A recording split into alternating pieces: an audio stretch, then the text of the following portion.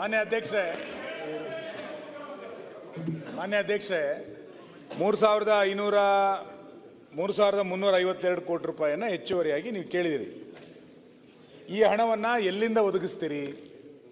ನೀವು 5ನೇ ಪಾಯಿಂಟಲ್ಲಿ ಹೇಳಿದಿರಿ ಇದಕ್ಕೆ ಹೊಸ ಸಾಲವನ್ನು ಮಾಡಬೇಕು ಅಂತ ಹೇಳಿದಿರಿ. ಎಷ್ಟು ಸಾಲ ಮಾಡ್ತೀರಿ? ಅಥವಾ ಈ 3,500 ಕೋಟಿ ರೂಪಾಯಿಗೆ ಹೊಸ ಟ್ಯಾಕ್ಸ್ ಏನಾರು ಹಾಕ್ತೀರಾ? ಸಾಲ ಮಾಡೋದಾದ್ರೆ ಎಷ್ಟು ಸಾಲ ಮಾಡ್ತೀರಿ ಅನ್ನೋದನ್ನು ಸ್ಪಷ್ಟ ಮಾಡಬೇಕು. ಇದರಲ್ಲಿ ಎಲ್ಲೂ ಅದು ಸ್ಪಷ್ಟತೆ ಇಲ್ಲ.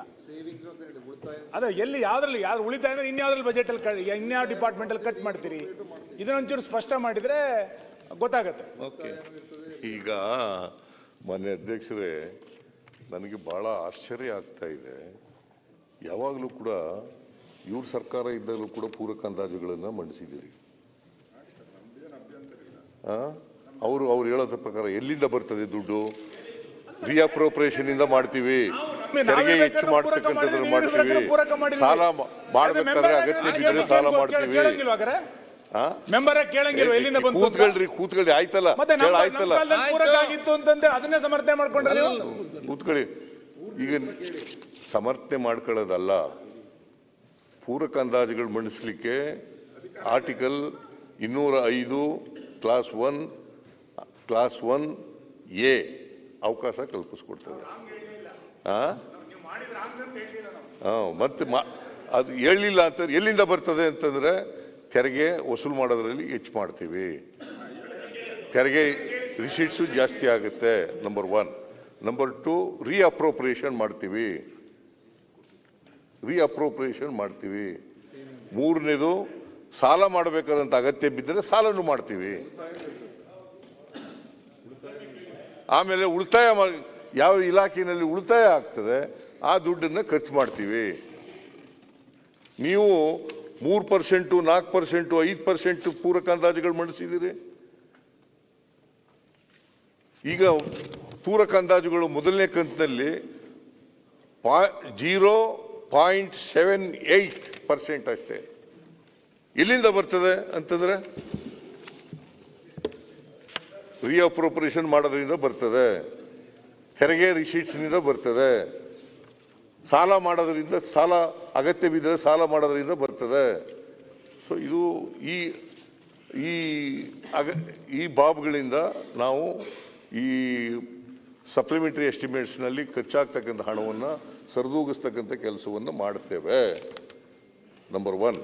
ನಂಬರ್ 2, ಫೆಡರಲ್ ಸ್ಟ್ರಕ್ಚರ್ನಲ್ಲಿ ಒಂದು ರಾಜ್ಯದಲ್ಲಿ ಕಷ್ಟದಲ್ಲಿದ್ದಾಗ ಇನ್ನೊಂದು ರಾಜ್ಯ ಸಹಾಯ ಮಾಡ್ತಕ್ಕಂಥದ್ದು ಸ್ವಾಭಾವಿಕ, ಅದು ಮೊದಲಿಂದ ನಡೆದು ಬರ್ತಕ್ಕಂಥ ಇದು ಪದ್ಧತಿ.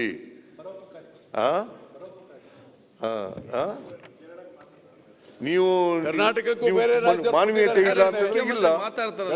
ಕರ್ನಾಟಕಕ್ಕೆ ಬೇರೆ ರಾಜ್ಯದವರು ಕೊಟ್ಟಿದ್ದಾರೆ, ನಾವು ಮಾನವೀಯತೆ ಮೆರೆದಿದ್ದೀವಿ, ಹಿಂದೆ ಕೊಟ್ಟಿದ್ದಾರೆ. ನೀವು ಮಾನವೀಯತೆ ಈಗ ನಮ್ಮ ಪಾಪ ಸಾವಿರಾರು ಕೋಟಿ ಖರ್ಚಾಗುತ್ತೆ ವಯನಾಡಿನಲ್ಲಿ, ನಾವು ಕೊಡೋದು 10 ಕೋಟಿ ಅಷ್ಟೇನೆ. It's A gesture, it's A good gesture. ರಾಜಕೀಯ ಗೌರವ, ಹ್ಯುಮ್ಯಾನಿಟಿ ಅಂಡ್ ಕನ್ಸಿಡರೇಷನ್. ಹಾಗೆ ಉತ್ತರಾಖಂಡದಲ್ಲಿ ಆಯ್ತು ಕೊಡ್ಲಿಲ್ಲ, ಹಿಮಾಚಲ್ ಪ್ರದೇಶ ಎಲ್ಲೆಲ್ಲ ಕೊಟ್ಟಿದ್ದೀವಿ.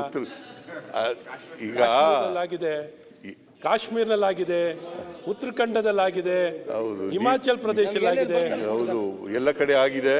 ಎಲ್ಲಿ ಕೊಡಬೇಕು, ಎಲ್ಲಿ ಪಕ್ಕದ ರಾಜ್ಯ ಇದು. ಹೃದಯವಂತಿಕೆ ಸರ್, ಮಾತ್ರ ಹೃದಯವಂತಿಕೆ ಅಂತ. ನಾವು ಹೃದಯವಂತರು, ಇವರು ಹೃದಯ ಇಲ್ಲದವರು ಹೃದಯಹೀನರು. ನಿಮ್ಮ ಹೃದಯ ವಯನಾಡಿಗೆ ಮಾತ್ರ ಇರೋದು, ಬೇರೆ ಕಡೆ ಇಲ್ಲ. ಹೃದಯವಂತರು ನಾವು, ವಯನಾಡಿಗೆ ಮಾತ್ರ ಹೃದಯಹೀನರು. ಅದರಿಂದ ಮಾನ್ಯ ಅಧ್ಯಕ್ಷರೇ, ಇದು ಒಂದು. ಎರಡನೇದು, ವಿಜಯನಗರದಲ್ಲಿ ಇವರು ಹೇಳಿರೋದು, ಈಗ ಸಾಧನಾ ಸಮಾವೇಶ, ಕಾಂಗ್ರೆಸ್ ಸರ್ಕಾರದ ಸಾಧನಾ ಸಮಾವೇಶ. It is not A party function. Congress ಸರ್ಕಾರದ ಸಾಧನಾ ಸಮಾವೇಶ. ಅದರಿಂದ ಇವ್ರಿಗೂ ಕರೆದಿದ್ದು, ನಾವು ಅಶೋಕ್ ಅವ್ರಿಗೂ ಕರೆದಿದ್ದು, ಇವ್ರಿಗೂ ನಮ್ಮ ಯಾರು ನಾರಾಯಣ ಸ್ವಾಮಿ ಅವ್ರಿಗೂ ಕೂಡ ಕರೆದಿದ್ದು. ನೀವು ಬರಲಿಲ್ಲ, ಬರಬೇಕಾಗಿತ್ತು ನೀವು. ಕಾಂಗ್ರೆಸ್ ಸರ್ಕಾರದಾಗಿತ್ತು. ಈಗ ಮೊನ್ನೆ ಪ್ರಧಾನಮಂತ್ರಿಗಳು ಬಂದಿದ್ರು. ಮೆಟ್ರೋ ಎಂಥದ್ದು, ಯೆಲ್ಲೋ ಲೈನ್ ಉದ್ಘಾಟನೆ ಮಾಡಕ್ ಬಂದಿದ್ರು. ನೀವೆಲ್ಲ ಬಾವುಟಗಳು ಹಾಕೊಂಡಿದ್ರಲ್ಲ, ಯಾಕೆ ಹಾಕೊಂಡಿದ್ರಿ? ನಿಮ್ ಫಂಕ್ಷನ್ ನಮ್ಮ ಪಾರ್ಟಿಯಿಂದ ಜೈಬಿಂದ ಹಾಕೊಂಡು ಮಾಡಿರೋದು ಸರ್ಕಾರದ ಅಲ್ಲ. ಸರ್ಕಾರದ ಖರ್ಚಲ್ಲ ಅದು, ನಾವು ಹಾಕೊಂಡಿರೋದು. ನಾವ್ ಎಷ್ಟು ಗೊತ್ತಾ ಖರ್ಚು ಮಾಡೋದು? ಹಣ ತೆಗಿಲಿಲ್ಲ.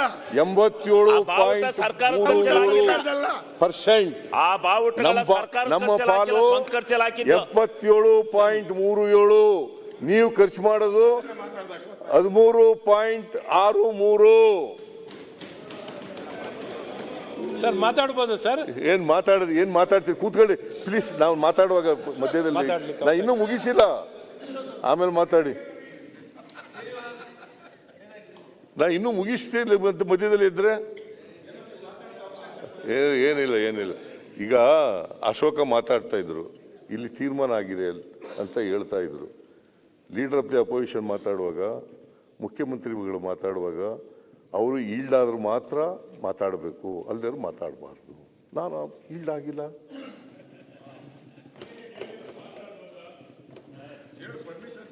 ಪರ್ಮಿಷನ್ ಕೊಡಲ್ಲ, ಈಲ್ಡ್ ಆಗಲ್ಲ, ಪರ್ಮಿಷನ್ ಕೊಡಲ್ಲ. ನೀವು ನಿಮ್ಮ ಹೃದಯ ದೊಡ್ಡದಲ್ಲ. ನಿಮ್ಗೆ ಹೃದಯ, ನೀವು ಮಾತಾಡುವಾಗ ಹೃದಯ ಚಿಕ್ಕದಾಗಿರುತ್ತದೆ. ನಾವು ಮಾತಾಡುವಾಗ ಎಲ್ಲರಿಗೂ ಒಂದೇ ಅಲ್ವಾ?